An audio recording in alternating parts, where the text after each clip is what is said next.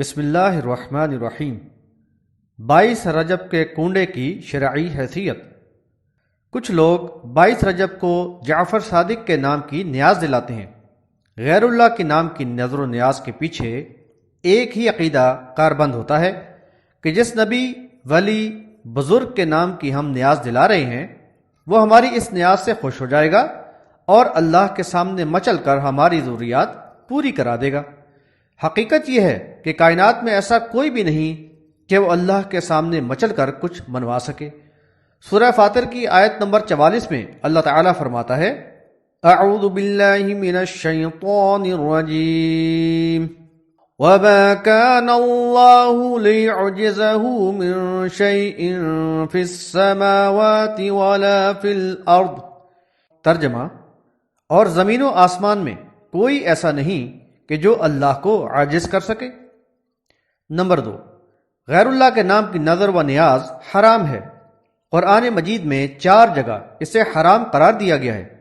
سورہ بقرہ میں فرمایا، انما حرم علیکم المیتۃ والدم ولحم الخنزیر وما اہل به لغیر اللہ فمن اضطر غیر باغ ولا عاد فلا اثم علیہ ان اللہ غفور رحیم۔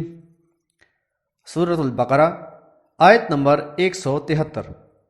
ترجمہ، اس نے حرام کیا تم پر مردار، بہتا ہوا خون، سور کا گوشت اور ہر وہ چیز جو غیر اللہ کے نام سے منسوب کر دی گئی ہو۔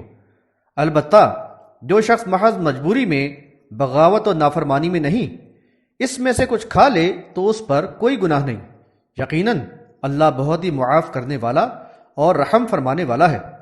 نمبر 3، تمام مخلوقات کو ہر قسم کا رزق صرف اللہ تعالیٰ دیتا ہے، لہذا شکر گزاری بھی صرف اسی کا حق ہے۔